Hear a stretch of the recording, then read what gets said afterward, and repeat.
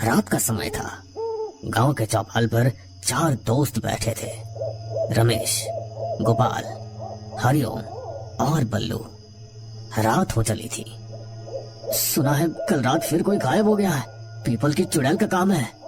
हाँ, मेरा चचेरा भाई बता रहा था, उसने रात को सफेद साड़ी में कोई औरत देखी पेड़ के पास, उसके पैर उल्टे थे। यार तुम लोग भी इन बकवास बातों पर यकीन करते हो?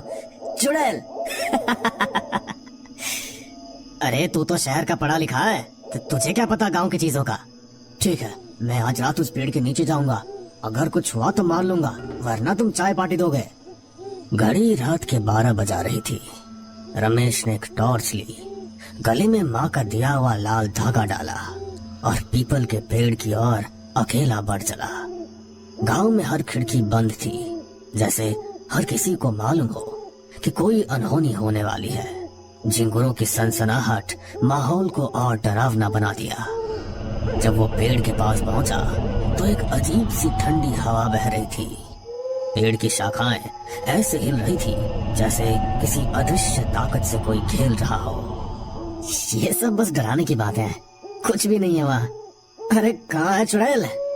आ सामने, मैं आया हूँ तुझे देखने।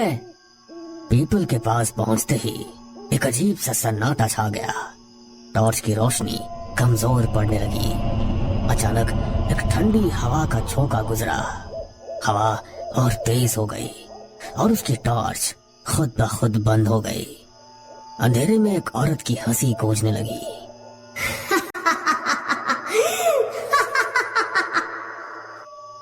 हेलो, कोई है यहाँ?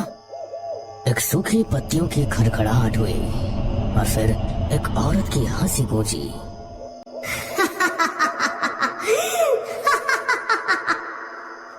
तू आया है मुझे देखने? अब देख और हमेशा के लिए यही रहे। रमेश ने देखा एक सफेद साड़ी में लिपटी औरत, लहराते बाल, उल्टे पैर और आंखों से झलकता गुस्सा। रमेश की आंखें फैल गई। उल्टे पैर चलने वाली औरत उसके सामने खड़ी थी। तुम कौन हो? क्या चाहती हो? मुझे इंसानों से नफरत है, सब झूठे हैं। एक ने मेरा विश्वास तोड़ा, अब मैं सबको सजा देती हूँ। मैंने कुछ नहीं किया।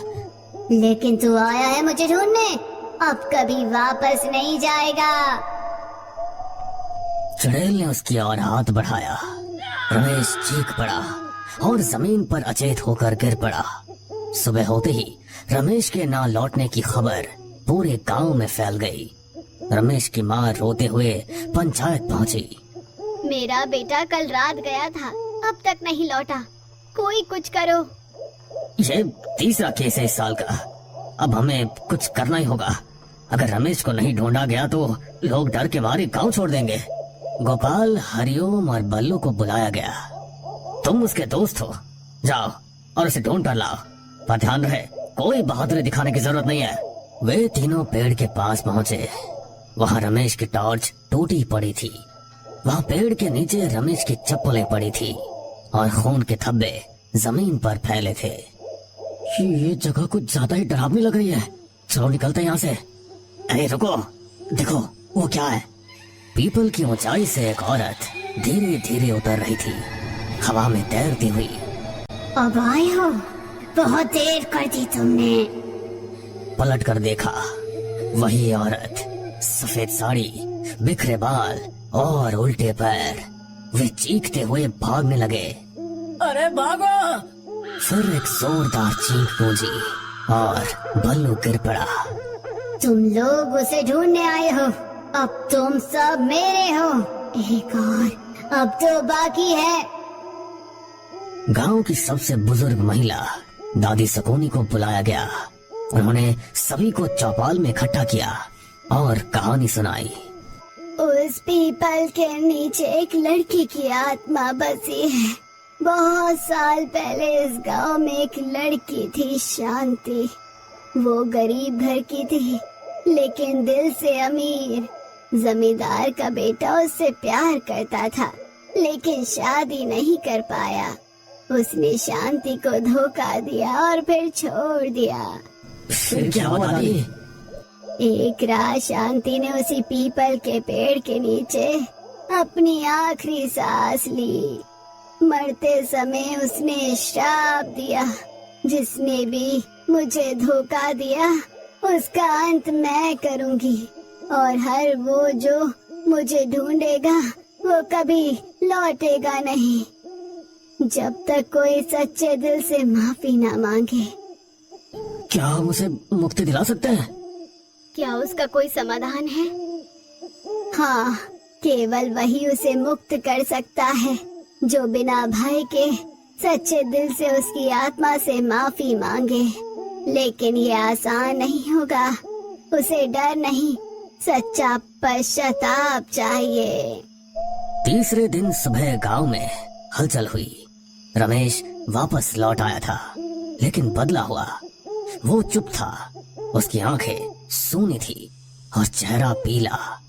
बेटा, तू कहाँ चला गया था? तू ठीक है ना? मैं ठीक हूँ, लेकिन वो नहीं है। उसने कहा है मैं उसका संदेश लेकर आया हूँ। अब वो हर रात एक को ले जाएगी। गांव वालों ने देखा कि रमेश रात को नींद में बड़बड़ाता है।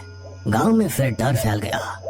उस रात गोपाल गायब हो गया, फिर हरिओम, फिर हर रात एक एक।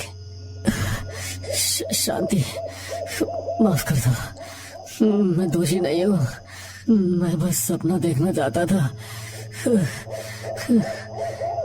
गांव के पुजारी और दादी सकोनी ने मिलकर एक योजना बनाई। उन्होंने एक पूजा रखी और रमेश को उस पेड़ के पास फिर से भेजा। रात के समय रमेश फिर उसी पेड़ के नीचे पहुंचा। तू ही उसे मुक्त कर सकता है। वही चेहरा है जिसने डर के बावजूद उसे देखा। अब तुझे ही माफी मांगनी होगी। रमेश डरते हुए पीपल के पास गया। शांति, मैं आया हूँ तुम्हें मुक्ति दिलाने। सुनो, मैं तुम्हारा अपराधी नहीं, लेकिन तुम्हारे साथ हुए अन्याय के लिए माफी मांगता हूँ। पेड़ हिलने लगा और सफेद धुएं की तरह एक आकृति प्रकट हुई। इतने वर्षों में पहली बार किसी ने मुझसे माफी मांगी। क्या मुझे सच में मुक्ति मिल सकती है? क्या यही सच्चा पछतावा है? हाँ, अगर तुम अपने गुस्से को छोड़ दो तुम्हें शांति मिलेगी। तुम्हें मुक्ति चाहिए, बदला नहीं। काश ये माफी मुझे जीते जी मिलती। अब शायद मैं जा सकूं। कुछ पल के लिए अंधेरा छाया रहा, फिर रोशनी की एक किरण पेड़ पर पड़ी और चुड़ैल धीरे धीरे हवा में खुल गई। उस रात के बाद कोई नहीं गायब हुआ। पीपल का पेड़ अब सूखने लगा, जैसे उसके साथ उसकी आत्मा भी चली गई हो।